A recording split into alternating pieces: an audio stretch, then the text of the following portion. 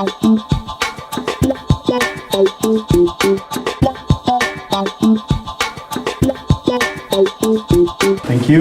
Thank you everybody for having me. So today I want to talk a little bit about some math work I did for Etherisc in the course of them working out their first white paper during the EtherCamp hackathon. Just a quick little background. So my personal experience is in math, computer science. I worked in kind of the financial world in New York for a number of years. I was a technical product manager and engineer at Amazon, running a team in ad tech, and was the CTO of a fintech startup, doing a lot of very interesting research into early stage technology companies. And then in combination with getting to know the blockchain space pretty early, set me up for CoinFund. So CoinFund is one of the first crypto funds around since 2015. There are now something like 100 crypto funds in the market this year. And we also, our team of 4 works as a crypto economics advisory team to companies of various verticals and stages in trying to understand decentralized systems and how to build business models around crypto assets. So we, for example, have worked this year with Kick Interactive on the KIN offering, currently working with YouNow, one of the largest mobile live streaming platforms in the US. Have a number of other projects, and then have also done research just into decentralized systems in general.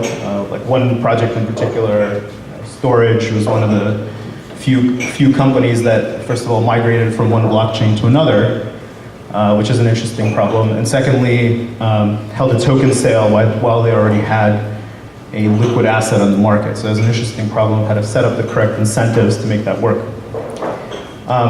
In the context of Etherisc, got to know Stefan and Christoph around DEF CON time last year, helped them at the EtherCamp hackathon, and then worked on the white paper and the probability risk model I'll talk in high level about today.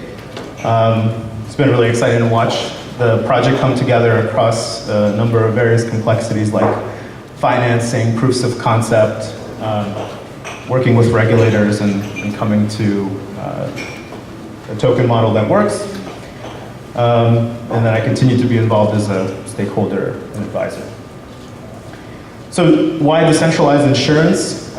So wearing my investor hat for a second, that's my investor hat in blockchain.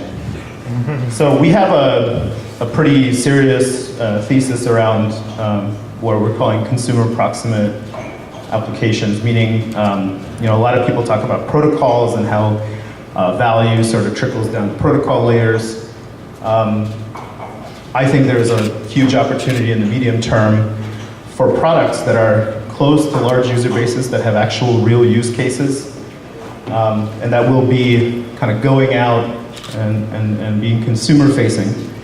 And if you're interested to learn more about that, I have a Medium post recently published. So to me, Etherisc is one of the few applications on Ethereum today where you can actually go and buy an insurance policy, insure your flight, etc. I did that coming here. Of course, my plane was early. So I'm now more an investor than I was before.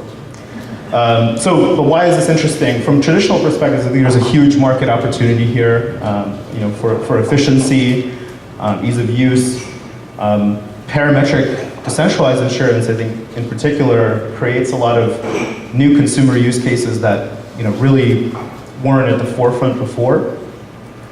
And generally, I think we want to live in a world, right, where we can very efficiently offset various kinds of risks in our day-to-day experience, like flight delays, or losing your iPhone or something like that. And then from a blockchain perspective,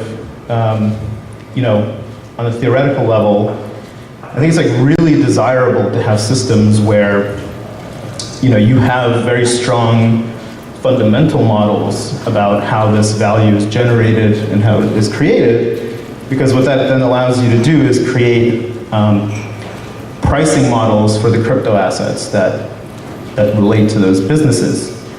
And so as we leave slowly like the world of very speculative trading that we have in blockchain today, like we want to look for like very fundamental reasons for price. There's a ton of work being done on that in the space in general. And also from the standpoint of regulatory frameworks and guidance, and kind of the more we work in this space, the more clarity we get.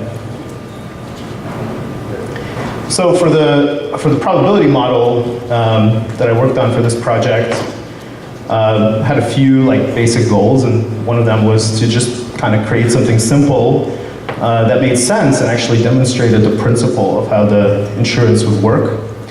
You know, to show that it's not actually that computationally intensive, making it feasible, and to show this sort of working within the context of a decentralized system. And you know, rather than jumping into the math right away, I thought I'd put it on a visual level. So basically, what we're dealing with is an agreement. It's a contract that will give us, that costs some money. That money is called premium. And someone writes this contract to a customer. And this contract depends on a plane, you know, being on time or late. This is one of those things that's the logistics of which is very well documented. Like there's many sites where you can go and see what planes are doing right now, or even which planes are up in the air. And there's a certain probability, you know, theoretically, that this plane will arrive late or on time. And there's a way to estimate that probability based on past performance. So in this case, there's a 10% chance that it will be late, in which case this policy will pay out $30. It's called a claim. And there's a 90% chance that this policy, that the plane will be on time, and that this $5 that was paid for the contract is basically revenue. And so it's starting to think of that as a, you know, in that framework of, you know, we either make a little bit of money or we lose a little bit of money, depending on what the outcome of this probabilistic event is, you know, will help us put it into a mathematical framework. So by the way, how many folks here would issue such a contract? Or how do you tell whether it's worthwhile? Does anyone know? Christoph. Well, it's unfortunate for the buyer, because basically it should pay $45. Because it's at 9-10, and same should apply to premium to payout. So in general, the expectation, right, it's like 10% times minus 30 is minus 3, 90% of $5 is 4.5, 4.5 minus 3 is positive, so generally this is a profitable contract. An insurance pool then has to create a bunch of these things. And in this other simple example, you know, let's assume that we've written 10 such contracts. They have a 10% probability of delay each. And then what we get is, you know, again, this sort of probability game where it's true, every one of these planes might come in late, but what we expect is that out of 10 planes, each having a probability of 10% of being late, one of them is going to come in actually late, and the other ones will be on time. And so we have this kind of expectation calculation of $50, which is what we've collected for premiums, minus the $30 that we are expected to be liable for, comes out to $20. And so to kind of put that into more concrete terms, right? So we've generated revenue of $50. And in writing these contracts, we've actually created a maximum liability of 10 times 30, so minus $300, which is high. But the expected liability is only $30. And so, you know, this system looks like it might be profitable, assuming that all of the kind of, like everything is well behaved and orderly. And so for the simple model, going into sort of the more quantitative part of this, you can model flights as independent Bernoulli random variables or study probability, basically coin tosses of unfair coins. That assumption of independence is tricky. It's a simplifying assumption, but they're not identically distributed. So in other words, like every plane actually has a different probability of being late. Some airlines are very good. Other airlines might be late 1 out of 3 flights. And then what you want to do is you want to have your model calculate, kind of given a portfolio of such things. You want to calculate the expected liability up to a very, very high confidence interval. So in other words, something that looks like it has a lot of 9s, because you want the disaster scenario to happen very, very rarely, and most of the time you want the system to be well behaved. And you create an insurance pool which has enough capital just to cover this expected liability, but up to a high confidence. And that means that you can keep the rest as profit. It's worthwhile to mention, of course, that there is that 0.00001 chance that some kind of long tail event is going to derail this. So, like, for example, these variables are independent until they're not, because there's a huge storm and suddenly all planes are late. Or there's like a regulatory action that grounds every plane. And so you do have this long tail risk in this model that you need to take care of in some way. And the typical way of doing that is selling that risk to a reinsurance market. So in more practical terms, of course, we want our model to be more complicated than this. We want it to not just take care of 10 planes, but hundreds of planes.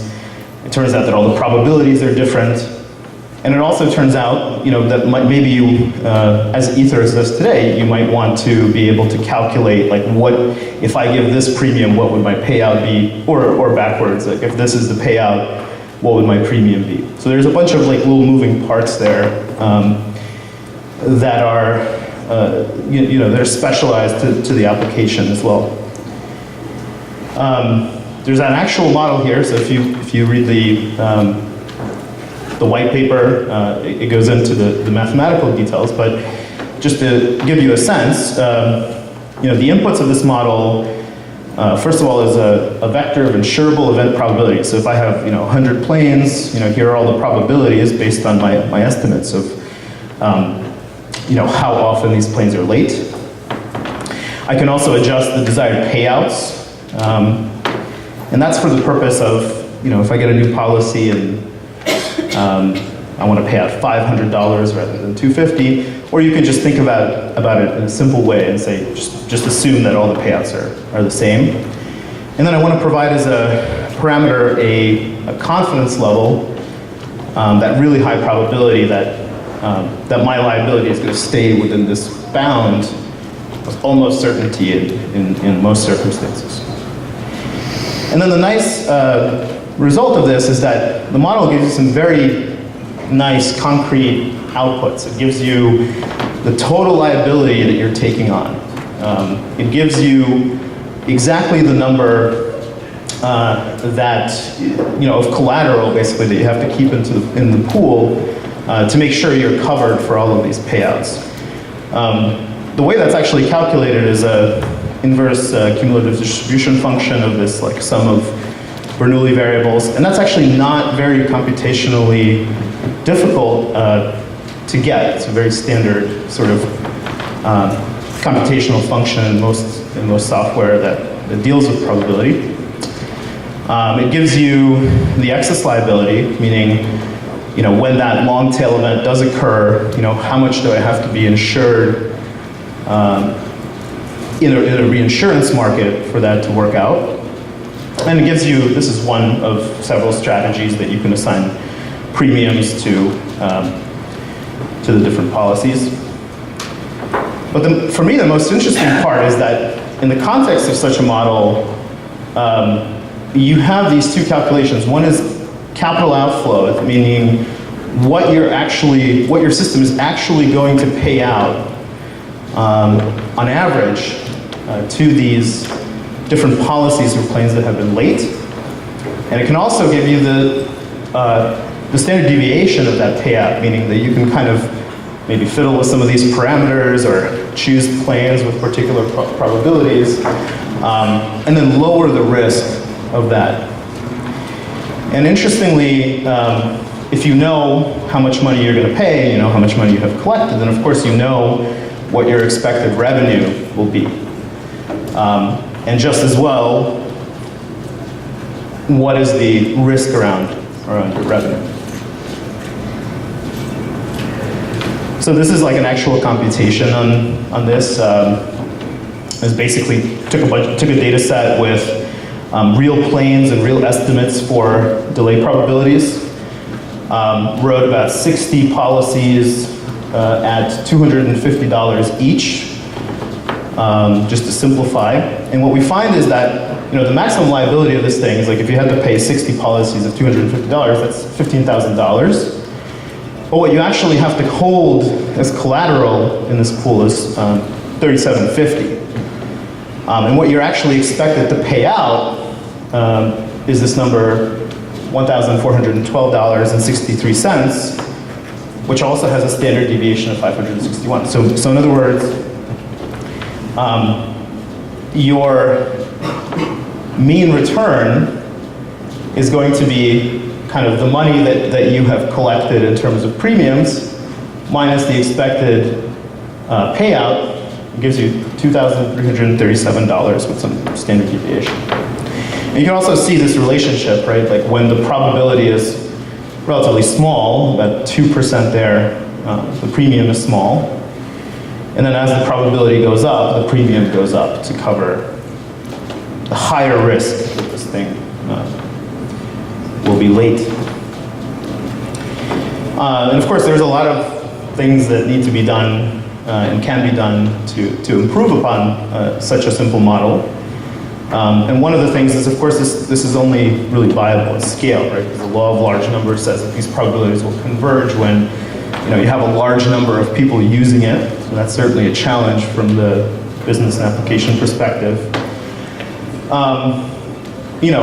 There's a whole field, right, dedicated to developing insurance models. And the assumption of independence is a very simplifying one. You could take into account weather in a more complicated model. You can take into account regulatory data points. And then also how do you make the system sort of run in perpetuity, right? As policies are coming in every day, getting paid out every day, requires various modifications to the way the model is calculated. Reinsurance, again, is an important point here. And crypto asset pricing. So if you can, if you have an asset that, for example, entitles you to, some percentage of the revenue generated by a system that is governed by such a model, then the nice thing is that you're able to estimate the fair market value of that asset because you have the mean of these future cash flows, and you also have the variance of future cash flows. So you can even calculate the price within a confidence interval. That's it. Thank you. Any questions? Thank you. You were very well in time, so we saved some time. Thank you so much. Any actuaries in the audience? Can we get feedback and comments or questions? Makoto. Hello, I'm not actuary, by the way, so don't panic. I have two questions. First one, so this calculation you do on chain as part of the callback from Oracle? Is it the assumption? Yeah, I believe so. Yeah. Is that correct? So I think this calculation is relatively simple, so I assume you can do everything within the callback, in the smart contract. the more the model becomes complex, where do you see the limit of how much you can calculate in on-chain? That's the first question. Second question is, so the maximum liability, maybe this could be more regulatory related question, but do you have to have maximum liability amount on-chain, or are there any regulatory amount that says you can only have up to X amount %? So the whole point is that you don't have the maximum liability covered in the insurance pool. You have the expected liability covered in the insurance pool. And actually, if you go back, like this shows you that it's about 25% of the maximum liability. So it allows you to run the system with like less capital than you would need to cover every single policy, which if it works is a major. So does that work even when like for example, Cancun airport or like exploded? So like you assume that everything, the probability is independent, but for example, in this use case, you have lots of dependency. So it's like a typhoon insurance, like insurance in Miami, most insurance company dies because typhoon, every time typhoon hit, like insurance companies goes down. Absolutely. So the assumption of independence of those variables is a major simplifying assumption that will immediately break down during some kind of long tail event. Like, again, if there's a storm and suddenly all the planes are grounded, then this kind of doesn't apply. This model is not going to work well because all of those variables are going to become very correlated. And that's a problem. I mean, for any model, and then there's ways that you can develop more sophisticated models that take correlations into account, or you could just assume that the reinsurance and the long tail risk will take care of those events, and then most of the time it'll work. Okay. So I think we have some time for discussing this and. Question: have you thought about creating different models competing against each other to see which one predicts better the risk, and see if you can incentivize different teams try to predict the risk? That's something that I think kind of marketplaces of various kinds is a very natural use case in practice in blockchain. So that might be like really, really interesting. I know, Netflix, right, runs a contest to see who can create better recommendations and things like that. So I think that's definitely an avenue. I'm not sure if the team has explored that. You have explored that? It's on our roadmap. So there you go. There you have your answer. Any more questions? Yes. Thank you. At the end, premium ends up being dependent also on the number of members in the system, no? So the more insurers you have, the premium ends up being less, no? But because Yeah, that's correct. So if you look at the premium calculation, I'm pretty sure that's the case, yeah. So the more, the system becomes more efficient at scale, and then premiums tend to go down. So did you take any assumptions a priori on what's the number of insureds in the system? It's hard to say off the top, but there are various frameworks in probability theory that will allow you to get to some kind of optimal minimum. Okay, and a quick question. At the end you assumed independence between flights, but you assumed also only one buyer per flight, right? So actually, that's a great question, and because you're allowed to set the payout, you can actually do multiple people per flight. Okay. Because now it's not 250, it's 500 per flight, so you just recalculate the model with 500. Right. Yeah. Thanks. Thank you.